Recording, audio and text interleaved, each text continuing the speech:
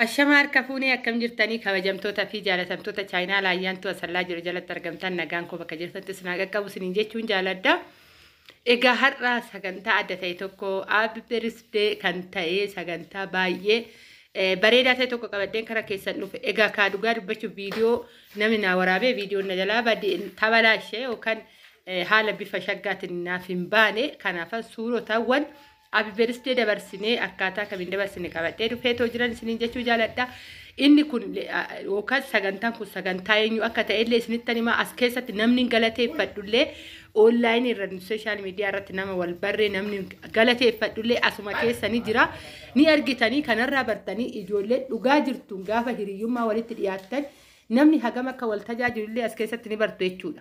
Yeroo baay'ee nama tokko online irrallee balaa kana hoggaan jedhu shamarris haa ta'u namni kunis haa ta'u jechuudha. Nama wal bartu san garaa qulqulluudhaan wal bari guyyaa gaafa tokko eessatti na beekaa naannoo kiyyaa miti an online irra nan argee osoo hin ta'in gaafa tokko si fayyada namni.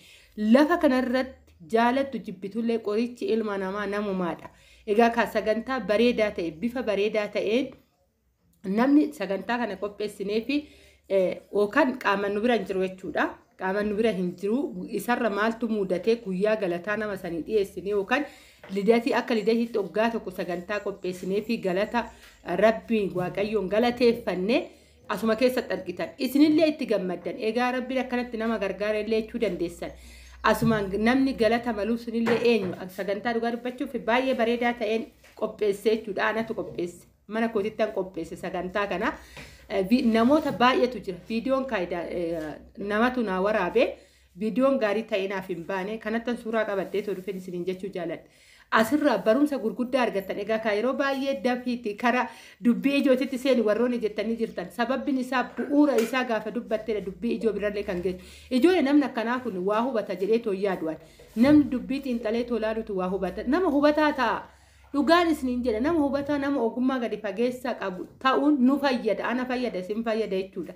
Dhugaa kanaafuyyuu like share godha ijoollee biraanillee gaasiniin jechuun jaaladha. Egaa kan muudannichillee maal ture oggaa jettanii muudannoon oggaa baranaa jechuudha.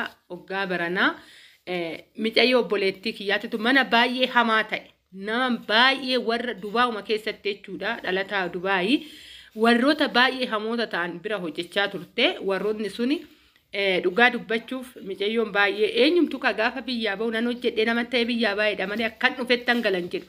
Sababbiin isaa wanta baay'ee si jalaa bade kan baratu barumsa ofii dhiise micayyoon immoo daa'ima xiqqoodha dhugaa dubbachuuf jechuudha. Namni beeku ni beeka ka egaa namni galateeffadhu as keessatti galateeffadhu suni sirriitti ishii beeka daa'ima xiqqoodha. Daa'ima xiqqoo taatee baate sanumaanuyyuu ergan biyyaa ba'e barumsa koo addaan kuteen ba'e naman taanan jijjiirame jettee oduma hojjechaa jirtu diingatuma jechuudha. Waanuma takka homaa hin jenne oggaa baranaa saneedha. Sanuma kana keessa galgala sa'a 12tti waraqata fidanii farramii jedhaniin kan mallatteessanii jechuudha. Ishiin mallattoo sun maaliin jettee na bira bilbiltaanis ka yeroo sanitti Dubaayin jira. Na bira bilbilaanan hin mallatteessin. Mallattoon kun warri kun hamaa waan ta'aniif mallattoon kun waan biraa ta'uu danda'a jedhee sanaan ani sodaachisee dhorkee jechuudha. Ani waan sodaachisee too dhorku hindidde ganama sa'a 10 talkan keessaa sa'a 10tti ka'ii jedhanii karra irratti dha'anii eessa biiroo si geessinaa beenuu jedhaniin egaa ka biiroon halkan sa'aatii saniin jiraateetii miti kan isaan akkana ta'an achi kaatee wajjin deemtu ippoortumaan gaan namni yookaan ippoortiidhaanillee ga'ee maal godhaa deebi'a ishii miti akkasii miti irsisniitinis fuudhanii keessa seensisanii achi keessatti immoo nama qaban nama fira isaanii ta'e jechuudha. Isatti kennanii haga baranaan hookan sa'a 2tti ganama keessa kan halkan geessasu sa'a 2 kanatti haga ishiin pileenii seentutti ilaali jedhaniinit achitti teessisan jechuudha. Ishiin kana keessa halkan yeroo san waayifaa gadi butattee ka firii waayifaan hin jiraan beektu ka hundi keessanuyyuu jechuudha. Asuyyuu ni jira jechuudha biyya keenya keessattuyyuu ni jira ippoortii keessatti nuu fayyadamaa turre. Bakkoota adda addaa ni jira ammaa tanallee. Achitti ana dubbisaa turte namni ani galateeffadhu ka ayeetu shaw. Dhugaa dubbachuuf jechuudha naman onlaayinii kanarraa wal bareedha. Onlaayinii kanarraa wal ballee turre ji'a 7 wantoota gurguddaa ta'e wajjin hojjechaa turreedha ka ijoollee seenaa wajjin qabnuudha. Mijayyoon kuni yeroo sanitti garuu wajjin hojjechuu hin jalqabne. Ergasii boodadha jechuudha kan wajjin hojjechuu jalqabne. Diraamaa ijoolleen diraamaa keenya laalaa turtan Mashaar Ooroo jennee Birishaa 21 jennee Ayeetuu Shoo jennee kan wajjin hojjechaa turre ni beektu. Ayeetuu yeroo san wajjin hojii hin jalqabne garuu akkuma nama kamiitu nagaa waliin jennaa turre jechuudha. Online irra wal barree himuudhaan telegiraama wantoota adda addaatiin. Maalan godha jedheen ishiidhaan mari'attee ishiidhaan gaafa mari'addu homaa tokko rakkoon hin jiru jettee ishiin egaa kan ijoolleen Oromoo dhugaa dubbachuuf kana kanatti gara laafinni keenyallee waan addaatidha. Bilbila namaa naa kennitee ofiifis hin dubbiste mucichi illee dhugaa dubbachuuf ni baatii hirrifatini asan deebisaa jedhee egaa waan nama sodaachisu keessaa jechuudha. Nama achi bootaa san teechisuu sun cinqiinatti ta'e ka'an. Tokkoffaa micayyoon tun akka dhufte homaa tokko odoo hin qabin kara biyya sanitti deebitee galuun hagam akka ulfaatu. Achi gizuma pileenii keessa hiriira pileenii seenan maal godhee wanni paaspoortii itti laate jechuudha namichi. Hiriira irra jiru bar. Hiriira san keessaa meeqa namni biyya galtanii deebitan ni beektu ijoolleen kamuyyuu ni beektu hiriira pileenii waggaa seenanii micayyoon tun akkasitti achuma keessaa baddee jechuudha. Achi keessaa baddee ni dhokattee iddoo wayiitti ni lixxee iddoo san lixxee achitti naa bilbiltee ammas mucaan tikkeetti sii muree jira dhufaa jiran jedheeni dhugaa dubbachuuf inni illee galgala sa'a 12tti deemee oduu achi iippoortii san keessan buliin rabbi nu gargaaree iippoortii san keessaa baasee too fuudhee galee har'a kunoo waggaa tokko mana madaamititti deebitee kontiraatuma deebitee jechuudha madaamii biraa keessatti deebitee hojjetattee waaqa ofii galateeffattee hojjechaatu jirti. Ishee saniifan ani ishiidha oolan hibbadhe. Dhugaa dubbachuuf jechuudha ani ishiidha hangafaadha hangafni immoo haadhaadha. Eenyumtuu ni beektu kanarratti jechuudha. Baay'ee natti dhagaan oduu micoota na maalan godha. Tokkoffaa oduu isaan achuu deebuudhaaf hagam akka rakkoo ta'e ni beektu. Biyya waggaa garte immoo daa'ima sammuu ishiitiif laali hiriyoonni ishii gizee san ishiin biraa deemte barumsaanillee deemanii jiranii. Guyyaa tokko gaafa guyyaa tokko waa tokko si jalaa wanni ta'e waatu sitti hir'ata. Yeroo wayii baatee barumsa keetis ta'ee addaan kuttee hojii keetis ta'ee addaan kuttee bakka tokko yoo deemte dhiisiti jechuudha. Haala kanaan rabbiin ishii gargaaree amma kunoo tasgabbooftee hojii ofii hojjetachaa jirti. Anis immoo yaadannoo guyyaa saniitii fi nama galateeffachuu qabuun galateeffadha jedhee tanan haala kanaan keekis qopheessee daabbos qopheessee fandashaas qopheessee kenneettoo hojjettee warroonni kenneettoo jaalattanis jechuudha.